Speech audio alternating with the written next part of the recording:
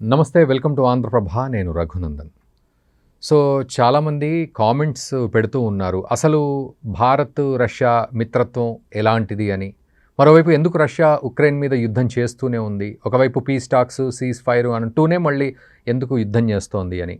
నా అప్డేట్ చెప్పాలి అంటే ఇప్పటివరకున్న అప్డేటు 800 డ్రోన్లతోటి రష్యా అటు క్యాపిటల్ సిటీ ఆఫ్ యుక్రెయిన్ మీద, కీవ్ మీద విరుచుకుపడింది. అక్కడున్న గవర్నమెంట్ బిల్డింగ్ క్యాబినెట్ మీద విరుచుకుపడి మిజైల్స్ తోటి డ్రోన్లతోటి విరుచుకుపడితే ఆ బిల్డింగు పాక్షికంగా దెబ్బతింది. అక్కడ ఉన్న వాళ్ళంతా కూడా ఆశ్చర్యపోయారు. రాత్రికి రాత్రి 800 డ్రోన్లు మన మీద దాడి చేశాయంటే అసలు ఏం జరుగుతోంది. ఒకవైపు ట్రంప్ ఏమో నేను పీస్ టాక్స్ చేస్తాను, లేకపోతే యుద్ధాన్ని ఆపుతానని మొదటి రోజు నుంచే మొత్తుకుంటూ ఉన్నాడు. ఇక్కడ మాత్రం పుతిన్ మొత్తం ఉక్రెయిన్ని తుడిచిపెట్టేటట్టు చేస్తున్నాడు అంటూ భయభ్రాంతులకు గురవుతున్నారు. అంటే నిజానికి ఏమిటి అసలు రష్యా ఉక్రెయిన్కి ఉన్న ఈ సంబంధం ఏమిటి, ఎందుకు ఒకళ్ళ మీద ఒకళ్ళు దాడి చేసుకునే పరిస్థితి వస్తుంది. అండ్ వీళ్ళ పేర్లు చూస్తే కూడా వ్లాదిమిర్ పుతిన్ అంటున్నాం, వొలోదిమిర్ జెలెన్స్కీ అంటున్నాం. వ్లాదిమిర్ ఏంటి, వొలోదిమిర్ ఏంటి, రెండు ఒకటేనా, వేరువేరా? వీళ్ళ చారిత్రక నేపథ్యం ఏమిటి? మరోవైపు ఎక్కువగా టైం వేస్ట్ అవ్వకుండా, ఎక్కువ లెంత్ కాకుండా మీకు తక్కువ డ్యూరేషన్లో ఏమిటి రష్యా ఉక్రెయిన్ యొక్క సమస్య ఏమిటి, అసలు పుతిన్ ఏం కోరుకుంటున్నాడు ఉక్రెయిన్ నుంచి, అండ్ ఈ యుద్ధం ఎలా ఆగుతుంది, అండ్ అమెరికాకు నాటో యూరోపియన్ యూనియన్ పాత్రలు ఏమిటి దీంట్లో, ఇవన్నీ కూడా మనం మాట్లాడదాం. మనతో పాటు విశ్లేషకులు ఆర్ఎల్ఎన్ రావు గారు ఉన్నారు. వారిని అడిగితే ఇవన్నీ విషయాలు వారు చెప్తారు. సో మనం ఈ అంశం మీద ఒక ఫుల్ ఫోకస్డ్గా ఆ డీటెయిల్స్ అన్ని తెలుసుకుందాం. రావు గారు నమస్తే అండి, వెల్కమ్ టు ఆంధ్రప్రభ. అంటే సింగిల్ లైన్లో చెప్పాలి అంటే సార్, రష్యాకి ఇప్పుడు ఏం కావాలంటే పుతిన్కి ఏమి డిమాండ్ ఉంది యుక్రెయిన్ విషయంలో? రష్యా ఖచ్చితంగా ఇప్పుడు ఏవైతే ఆక్రమించాయో eastern part of Russian speaking areas ఏవైతే ఉన్నాయో ప్లస్ క్రిమినల్ పెనిన్సులా అవి తిరిగిచ్చే ప్రశ్న లేదు.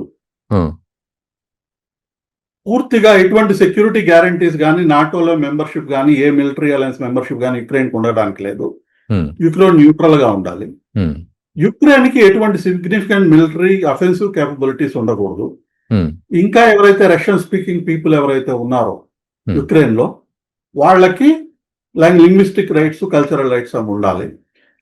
రిలీజియస్ రైట్స్ ఉంది. రీసెంట్ గా Russian orthodox church which is the biggest church in Ukraine, దాన్ని కూడా బ్యాన్ చేశారు. ఎందుకంటే అది రష్యన్ ఆర్థడాక్స్ చర్చ్ కాబట్టి దాన్ని బ్యాన్ చేశారు. సో మరి యుక్రెయిన్ కావాలి అంటే జెలెన్స్కీ ఏం చేయాలనుకున్నాడు, ఏం జరుగుతుంది మరి? అంటే ఏప్రిల్ నుంచి ఇప్పుడు అది ఎంత అన్రియలిస్టిక్ మనకు చెప్తేనే అర్థమవుతుంది. మొదటిది ఏంటంటే రష్యా అన్కండిషనల్ గా యుద్ధం ఆపేయాలి. తాము ఆక్యుపై చేసిన వాటన్నిటి నుంచి వెనక్కి వెళ్ళిపోవాలి, ఇంక్లూడింగ్ క్రిమియన్ పెనిన్సులా. యుద్ధ నష్టానికి పరిహారం చెల్లించాలి. అంటే రష్యా యుద్ధంలో ఓడిపోకుండా అదే రకంగా అది జరిగేటటువంటి పని రియలిస్టిక్ గా అన్నటువంటిది మాత్రం మనం. అంటే రష్యా మీరు all said and done nuclear power కదా, ప్రపంచంలో ఎక్కువ న్యూక్లియర్ వెపన్స్ రష్యా దగ్గర ఉంది, అమెరికా దగ్గర కాదు. కాబట్టి అది మొత్తం అది ఓడిపోయి అన్ని ఒప్పుకోవాలి. ఇది ఆయన ఓపెన్ గా చెప్పే డిమాండ్స్ అన్న. ఈవెన్ కీవ్ కి కూడా తనే రావచ్చు కదా, పుతినే రావచ్చు కదా అని మొన్న ఇంటర్వ్యూలో అంటున్నాడు. అంటే రష్యాకి అది కాదు, ఇండియా మనం 1971 వార్ లో పాకిస్తాన్ వాళ్ళు సిమ్లాకి వచ్చి అగ్రిమెంట్ చేసుకున్నాం, మనం ఇస్లామాబాద్ అగ్రిమెంట్ చేసుకున్నాం. ఎవరు ఓడిపోతే వాళ్ళు గెలిచిన వాళ్ళ దగ్గరికి వెళ్తారు కదా, అంతే కదా, సింపుల్ గా. వాళ్ళు యుద్ధంలో ఓడిపోతున్నారు. అంటే ఇప్పుడు మనకి ఎవరైనా విమర్శ చేసేవాళ్ళు అదేంటది 3 సంవత్సరాలు యుద్ధం జరిగింది కదా, ఎక్కువ ఏరియాను ఆక్యుపై చేయలేదు, కియవ్నే ఆక్యుపై చేయొచ్చు కదా. ఇటువంటి ఈవెన్ స్టార్ట్ అయినప్పుడు కూడా మనకి ఈవెన్ బాంబేలో ఉన్నప్పుడు కూడా అప్పుడు ఒక పెద్ద ఆర్గ్యుమెంట్ అనమాట, ఏంటి 3 నెల రోజులు అయిపోయింది ఇంకా రష్యన్ ఆక్యుపై చేయలేదు అనేసి. ఇది రష్యన్ వార్ ఎఫర్ట్ కానీ ఇది కానీ ఒక డిఫరెంట్ లెవెల్లో, నార్మల్ గా రష్యన్ మిలిటరీ థియరీ కానీ ఇది కానీ కొద్దిగా డిఫరెంట్ గా ఉంటుంది. వాళ్ళు కొన్ని వార్ ఆబ్జెక్టివ్స్ లో యుద్ధం స్టార్ట్ చేశారు, అవి జరగలేదు. కానీ ఇప్పటికి కూడా ఉన్నటువంటి war largely they have achieved. వాళ్ళు రష్యా స్పీకింగ్ ఏరియాస్ లిబరేట్ చేసి వాళ్ళ దాంట్లో కలుపుకోవాలనుకున్నారు, అది అయిపోయింది. దాన్ని మళ్ళీ వెనక్కి ఇవ్వడానికి ఇప్పుడున్న పరిస్థితుల్లో వాళ్ళు ఒప్పుకునేది ప్రశ్న లేదు. మీరు చెప్పారు కదా, ఇది జరగదు. రెండోది ఏంటంటే, మనం ఇందాక బెండెరస్ కి సపోర్ట్ ఉన్నటువంటి నాజీస్ ఎవరైతే ఉన్నారో వాళ్ళని మొత్తం డిజామ్ చేయాలి, వాళ్ళని డీనాజిఫికేషన్ ఆఫ్ యుక్రెయిన్ అనేటువంటిది కూడా మొదట్లో డిమాండ్. ఇప్పుడు దాని గురించి పెద్దగా ఓపెన్ గా మాట్లాడటం లేదు, ఎందుకంటే వాళ్ళందరూ ఆల్రెడీ ఫైట్ చేసి చనిపోవడమే ఏదో అయినట్టున్నారు. ఓకే. రీసెంట్ గా కూడా నార్త్ సైడ్ జరిగినటువంటి ఒక ఏరియాలో జరిగిన కాన్ఫ్లిక్ట్ లో యుక్రెయిన్ ఆర్మీలో ఉన్నటువంటి ఫ్రంట్ లో కొద్దిగా గ్యాప్స్ అవి వస్తున్నట్లయితే ఈ నియోనాజీస్ నే పెట్టారు అక్కడ. ఓకే. ఈ నియోనాజీస్ అనేటటువంటి వాళ్ళని చాలా వాళ్ళని సెకండ్ వరల్డ్ వార్ అయిపోయిన తర్వాత కొన్ని వేల మందిని యుక్రెయిన్ నుంచి తీసుకుపోయేసేసి కెనడాలో అన్నిట్లో సెటిల్ చేశారు, బ్రిటన్ లో కూడా. ఇప్పుడు కెనడాలో మీకు గుర్తునే ఉంటుంది, ఈ జెలెన్స్కీ అక్కడికి వెళ్ళినప్పుడు ఎవడో నువ్వు యుక్రెయినియన్ సోల్జర్ అని తీసుకొని వచ్చి పెడితే వాడు యాక్చువల్ గా ఈ నియోనాజీ అని చెప్పి తెలిసి తర్వాత మినిస్టర్ రిజైన్ చేయడం కూడా జరిగింది. అవును, అవును. సో ఈ నియోనాజీస్ మీద కూడా ఒక డిమాండ్ అయితే రష్యాకు ఉంది, కానీ దాన్ని వాళ్ళు ప్రత్యేకంగా పెద్దగా చెప్పడం లేదు. అయితే ఇక్కడ సార్ ఇప్పుడు యూరోపియన్ యూనియన్, అమెరికా, నాటో ఈ నేపథ్యం కనుక తీసుకున్నట్లయితే యుక్రెయిన్ అయితే చాలా ధీమాగా ఉన్నాడు. నేను యుద్ధం ఆపకపోయినా ఏం కాదు, వీళ్ళు చూసుకుంటారు, పుతినే కీవ్కి రావాలి అనే డిమాండ్లో ఆయన మాట్లాడుతున్నాడు. అండ్ రష్యా విషయానికి వస్తే ఈ చరిత్ర అంతా వింటే రష్యా అసలు ఆపాల్సిన అవసరమే లేదు యుద్ధం అన్న పరిస్థితికి ఉంది, ఎవరి మాట విన్న అవసరం లేదు అని పుతిన్. అంటే ఎట్లా దీన్ని మళ్ళీ మనం కంక్లూజన్లో ఎట్లా జస్టిఫై చేయాలి ఈ చరిత్రను, ఈ పర్సెప్షన్స్ని దృష్టిలో పెట్టుకొని ఎటువంటి కంక్లూజన్ రావాలంటారు ఈ అంశంలో? అంటే మీరు చెప్పినట్టుగా రష్యా వాళ్ళు ఈవెన్ మీరు మనం మొదట్లో అనుకున్నాం సీజ్ ఫైర్ కూడా వాళ్ళు ఎందుకు ఒప్పుకోలేదని. సీజ్ ఫైర్ వాళ్ళు ఎందుకు ఒప్పుకోవటం లేదంటే సీజ్ ఫైర్ తీసుకొని ఒక 3 నెలలు 4 నెలలు గ్యాప్ తీసుకొని ఆ గ్యాప్ లో మళ్ళీ వీళ్ళని రియాన్ చేసి సప్లైస్ అని ఇచ్చి ఓన్లీ యుక్రెయిన్ ఇప్పుడు యుద్ధంలో తీవ్రంగా ఓడిపోతుంది కాబట్టి కొంత టైం అవసరం కాబట్టి దానికోసమే సీజ్ ఫైర్ చేస్తున్నారు, సో అది ఒప్పుకునే అంశమే కాదు అది అనేటటువంటి ఉద్దేశం అది క్లియర్ కట్ గా రష్యా వాళ్ళకి క్లియర్ కట్ గా తెలుసు. ఇంకోటి ఏంటంటే మనం కూర్చొని మాట్లాడుకుందాం కదా దానికి సీజ్ ఫైర్ ఎందుకు, they want a permanent solution for this.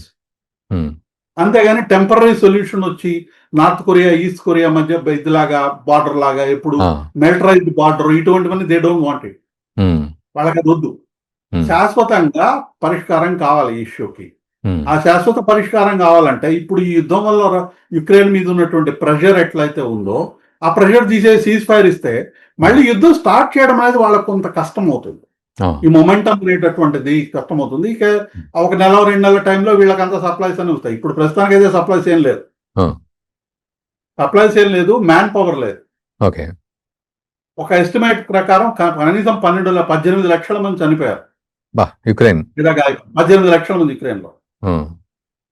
Ukraine almost 1/3 population వేరే దేశాలకు పారిపోయారు.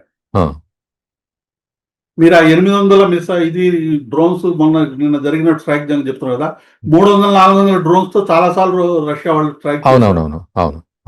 కాబట్టి ఇది వాళ్ళకి ఆల్మోస్ట్ మిలిటరీ సప్లై మొత్తం మిలిటరైజ్డ్ ఎకానమీ అయిపోయింది రష్యా. పాత ఫ్యాక్టరీస్ ఎప్పుడైతే ఉన్నాయో ఓల్డ్ ఎక్విప్మెంట్ కానీ కొత్త ఎక్విప్మెంట్ కి ఏవియానిక్స్ ఎలక్ట్రానిక్స్ ఇచ్చేయడం కానీ ఇవన్నీ బాగా రెడీ ఉన్నది, సప్లైస్ క్లియర్ కట్ గా ఉన్నాయి. వీళ్ళు దానికి సరైనట్టుగా యుక్రెయిన్ కి సప్లైస్ ఇచ్చే పరిస్థితుల్లో యూరోపియన్ యూనియన్ కానీ అమెరికా కానీ లేదు, ప్లస్ మ్యాన్ పవర్ లేదు. ల్యాండ్ ఏరియాని హోల్డ్ చేయాలంటే మీకు ఇన్ఫెంట్రీ అవసరం యుద్ధంలో, ఆ ఇన్ఫెంట్రీ లేదు ఇప్పుడు. సో ఇప్పుడు మరి ఈ చరిత్ర అసలు లేదు. మరి చరిత్ర ఒకటి భవిష్యత్ ఒకటి రెండింటిని ఎక్కడ మనం మిక్స్ అంటే దాన్ని క్లిప్ చేయొచ్చు, అసలు పరిస్థితి ఎక్కడ కనెక్ట్ అవుతుంది? యూరోపియన్ యూనియన్ వాళ్ళకు మొత్తం ఎకానమీ అంతా డిస్ట్రాయ్ అయిపోయిందండి, వీళ్ళు ఎంతకాలం అది ఫండ్ చేస్తారు అన్నటువంటి తెలుసుకోవడం కష్టం. ఇప్పుడు ఈ అమెరికా జరిగినటువంటి ట్రీటీతో కానీ తర్వాత ఫర్ ఎగ్జాంపుల్ జర్మనీ ఎకానమీ అనేటటువంటి రష్యా నుంచి చీప్ గ్యాస్ వచ్చేటటువంటి దాని మీద ఆధారపడి ఉంది. అది వాళ్ళు north stream 2 gas pipe line pale చేసిన తర్వాత ఇప్పుడు 4 ధరతో అమెరికా నుంచి కొనుక్కుంటున్నారు. ఎప్పుడైతే చీప్ గ్యాస్ సప్లై పోయిందో రష్యన్ జర్మన్ ఎకానమీ చాలా దెబ్బతినింది.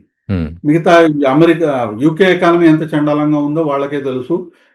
ఫ్రాన్స్ అయితే IMF నుంచి లోన్ తీసుకొని పురాతన కాలంలో మనం వెళ్తున్నాం కదా బ్యాంక్ నుంచి, ఆ స్థితిలో ఉంది.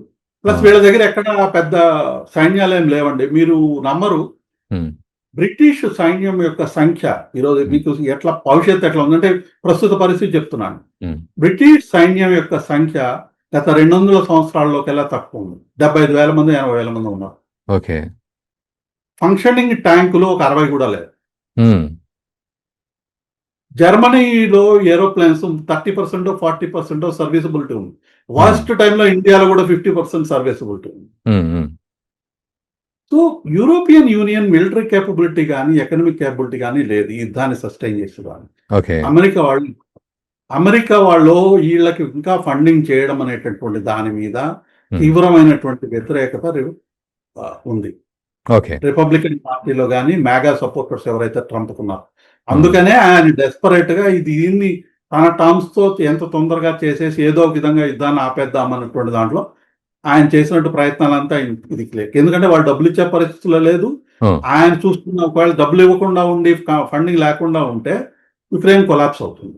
ఆ కొలాప్స్ అనే చెడ్డ పేరు అందరూ తీసిపోయి ట్రంప్ మీద వేస్తారు. ఓకే సార్, అయితే ఇక్కడ ఒక కంక్లూజన్కి వద్దాం సార్, ఒక సింగిల్ లైన్ కంక్లూజను. యుద్ధం ఆపుదామని మేము ట్రై చేస్తున్నాము, కానీ రష్యా మా మీద యుద్ధం చేస్తూనే ఉంది అని జెలెన్స్కీ మాట్లాడడం, తర్వాత భారత్ లాంటి దేశాల మీద టారిఫ్స్ వేయడం ఇట్స్ ఎ గుడ్ ఐడియా అని చెప్పి దాన్ని అమెరికాను సపోర్ట్ చేసినట్టు నిన్న వచ్చిన అప్డేటు. ఇదంతా చూస్తే అయ్యో పాపం జెలెన్స్కీ అనే పరిస్థితి కనబడుతుంది, అయ్యో యుక్రెయినియన్స్ అనే పరిస్థితి నిజానికి. బట్ చారిత్రకంగా చూస్తే ఎట్లా ఒక సింగిల్ లైన్ కంక్లూజన్ అంటే ఈ బాధంతా రష్యా పడి ఈరోజు యుద్ధం చేస్తోంది అనుకోవాలా, లేకపోతే అసలు యుక్రెయిన్ తొండాట ఆడుతుంది అనుకోవాలా? రష్యాకి ఇది ఎగ్జిస్టెన్షియల్ థ్రెట్. తమ మనుగడకి దెబ్బ అనేటటువంటి, తమ మనుగడే ఉండదు అనేటటువంటి విధంగా రష్యా భావిస్తోంది యుద్ధాన్ని. ఓకే. కాబట్టి యుద్ధాన్ని వాళ్ళు వదిలే ప్రశ్న లేదు. ఇన్ఫాక్ట్ మీరు నమ్మరు, పుటిన్ చాలా సాఫ్ట్ గా ఉన్నట్టు లెక్క. ఓకే. ఎందుకంటే ఇది ఈ రోజు చెప్పినటువంటి యుక్రెయిన్ నాటోలో వెళ్ళడం, ఈ రోజు ఇన్ఫాక్ట్ సాఫ్ట్ గా చేసి యూరోపియన్ యూనియన్ లో అయితే ఉండొచ్చు అనేటటువంటిది ఆయన మాట్లాడారు 2-3 రోజులకి. కాబట్టి క్లియర్ కట్ గా రష్యా తాను ఎట్లా యుద్ధాన్ని, ఇప్పుడు ఏ దేశం ఈ యుద్ధాన్ని ఎట్లా చూస్తుంది అన్నటువంటిది కూడా చూడాలి కదా. రష్యా ఉద్దేశం ప్రకారంగా తమ యొక్క మనుగడకి దెబ్బ, ఆ మనుగడే ఉండదు, మన బార్డర్ లో నాటో సైన్యాలు వస్తాయి, మన బార్డర్ లో నాటోకు ఉన్నటువంటి మిసైల్స్ డిప్లాయ్, మీరు గుర్తుందో లేదో క్యూబన్ మిసైల్ క్రైసిస్ లో క్యూబాలో మిసైల్స్ పెట్టిన దానికి ఆల్మోస్ట్ కెనడీ యుద్ధం దాకా వెళ్ళారు సోవియట్ యూనియన్. ఈ రోజు ఇమీడియట్ మిసైల్స్ ట్రీటీ లేదు, పోయింది. అది నెక్స్ట్ ఫిబ్రవరిలోనో ఎప్పుడో పోతుంది. అది దాన్ని రివైవ్ చేయడానికి ఎటువంటి టాక్స్ లేవు.